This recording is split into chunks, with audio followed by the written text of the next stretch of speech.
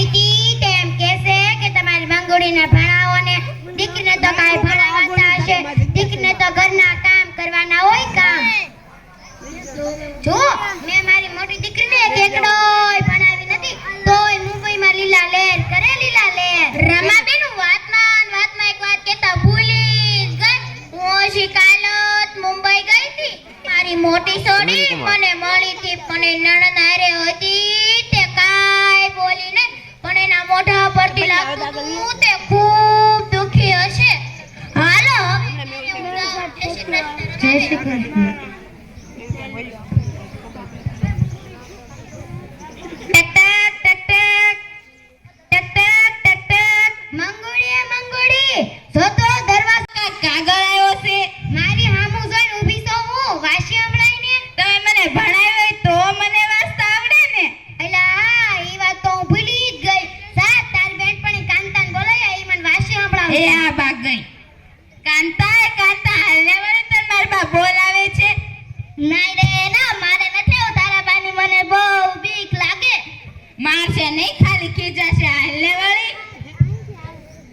જય શ્રી કૃષ્ણ માસી. જય શ્રી કૃષ્ણ બેટા. જોને આ કાગળ આવ્યો છે વાસી સાંભળાઈને.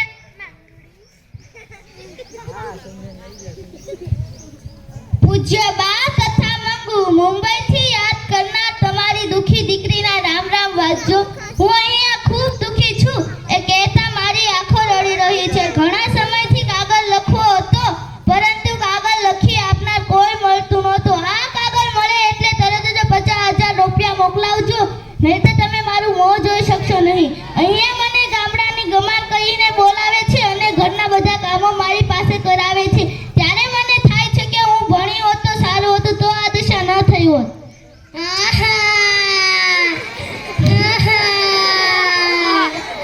મારી પાસે ખાલી એક જ ખેતર છે. 50,000 રૂપિયા કેમ મોકલાવીશ? મંગળીના બાપા હોત તમારે આવા દાડા ન ગવા પડે.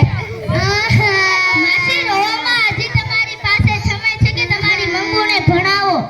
હા હવે તો મારી મંગળીને મેટ્રિક પાસ કરાવીશ. મેટ્રિક માસી મેટ્રિક નહીં મેટ્રિક. હા હવે અમારા જેવા આપણને હું આવડે પણ દીકરી તે તમારી આંખ જ ઉગાડી નાખી. હવે તો અમારી મંગળીને ભણાવી ગણાવીને નોકરીએ લગાડીશ. નોકરીએ હા માસી જાગ્યા તારથી સવાર. જો ગામ લોકો મેં મારી મોટી દીકરીને એકડો પણ ભણાવી ન હતી તેથી તેના સાસરિયાવાળા તેને ખૂબ જ દુઃખ આપતા હતા. તેથી મારે તમને એટલી જ વિનંતી કે તમે તમારી દીકરીને દહેજમાં સોના અને ચાંદી કરતા દીકરીને દહેજમાં શિક્ષણ આપજો.